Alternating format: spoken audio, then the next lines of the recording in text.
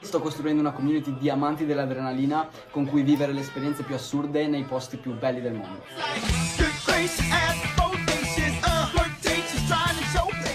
Patrick le raccontava così su Instagram le sue avventure tra sport, viaggi e adrenalina.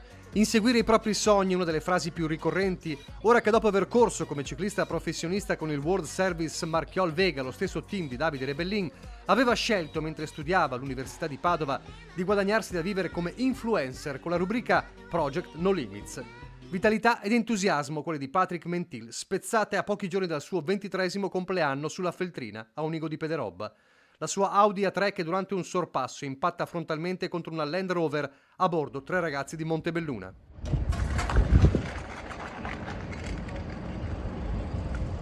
Due di loro, entrambi 27enni, sono ancora in prognosi riservata, in gravi condizioni ma fortunatamente non in pericolo di vita.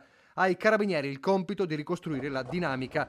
A Castelcucco intanto in pochi minuti la notizia ha travolto tutti, a partire dal sindaco. Siamo tutti quanti scossi ancora, è difficile accettare una novità di questo genere. Anche i miei figli appunto stamattina lo piangono. Scusatemi se sono ancora scosso, ma la cosa è particolare, devo trovare anche un momento di serenità per andare a trovare la famiglia. E fatalità, anch'io ieri sera arrivavo da Treviso e purtroppo la fatalità ha voluto che i carabinieri mi dirottassero fuori dalla Feltrina e nel reimettermi mi sono reso conto della gravità dell'incidente.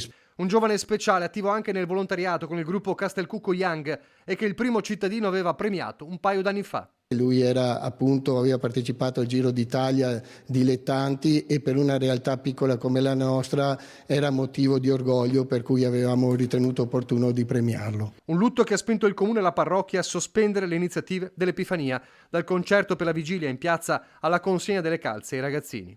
Assolutamente sì, doveroso nel rispetto della famiglia Mentil che sono castelcucchesi doc. Ci è sembrato doveroso assolutamente procrastinare questo evento. Intanto la comunità si aggrappa a quei video, a quel volto sorridente, alla gioia di Patrick tra surf e snowboard. Lui che vedeva davanti a sé un futuro ricco di esperienze, ora finite per sempre. E sai che c'è? Oggi uso tutto questo per vivere la vita per me più figa in assoluto.